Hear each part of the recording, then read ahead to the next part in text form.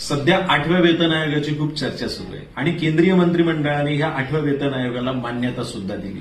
मग अलीकडच्या काळात आपल्याला हे बघायचं आहे की ह्या 8व्या वेतन आयोगाने नेमकं कोणत्या कोणत्या गोष्टींचा अभ्यास केलाय, कोणत्या कोणत्या गोष्टी, कोणते कोणते मुद्दे या ठिकाणी मांडलेले आहेत आणि मग जो फरक आहे, ज्याला थकबाकी म्हणतात, इरियर्स म्हणतात, याचा सुद्धा संदर्भ काय आहे मी पुढच्या 2 मिनिटांमध्ये तुम्हाला समजून सांगतो. बघा माझ्या विद्यार्थी मित्रांनो, आताच 2025च्या उत्तरार्धामध्ये हा एक 8वा वेतन आयोग हा या ठिकाणी लागू केला. याचे अध्यक्ष जर आपण पाहिल्या तर त्या निवृत्त न्यायमूर्ती रंजना प्रकाश देसाई, या आधी त्या डिलिमिटेशन कमिशनच्या सुद्धा अध्यक्ष राहिलेल्या आहेत. त्यानंतर याचे जर आपण सदस्य पाहिले तर ते सदस्य आपल्याला 1990च्या बॅचचे IAS अधिकारी पंकज जैन, त्यानंतर अर्धवेळ सदस्य हे IIM बँगलोरचे प्राध्यापक पुलक घोष यांनी या ठिकाणी या आयोगामार्फत काम केलं. आता या आयोगाचा जर आपण संदर्भ घेतला तर या आयोगाच्या शिफारसींना अजून थोडासा उशीर झाल्याने केंद्रीय कर्मचाऱ्यांना वाट पाहावी लागणार आहे. यात जर आपण अजून लक्षात घेतलं तर यामध्ये 2 मुद्दे फार महत्वाचे आहेत. त्यातला एक जो मुद्दा आहे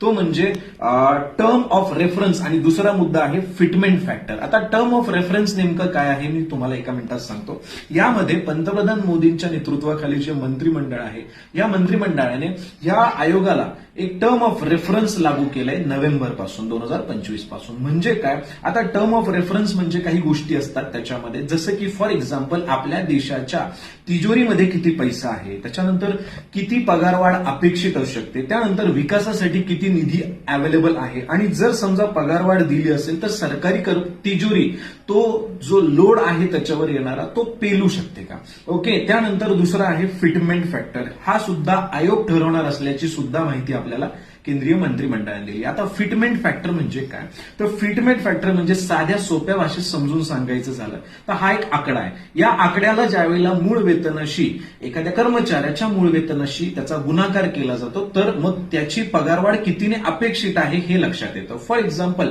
आता अलीकडे असं जर समजलं तर या कालखंडामध्ये जी फिटमेंट फॅक्टर असेल ते 2.4 to 3% दरम्यान ते मोजलं जाईल. म्हणजे काय, आता एखाद्या कर्मचाऱ्याचा जर पगार 20,000 रुपये असेल तर त्याला 2.4 ने मल्टिप्लाय केलं जाईल आणि मग त्याची जी काही रक्कम पुढे येईल तर याला आपण फिटमेंट फॅक्टरनुसार ही पगारवाढ झालेली आहे असं आपण समजू शकतो. ओके, आणि त्यामध्ये महागाई असेल, त्याच्यानंतर देशाची आर्थिक स्थिती आहे, त्यानंतर दररोजचा जो खर्च असेल, या सगळ्या गोष्टींमध्ये आयोग त्याला टाकून मग हे फिटमेंट फॅक्टर तिथे तुम्हाला देऊन टाकेल. आणि मग थकबाकी कशी असेल, हे काय असेल, हे अजूनही कोड्याचा प्रश्न आहे, तो आपण पुढच्या व्हिडिओमध्ये बघूया.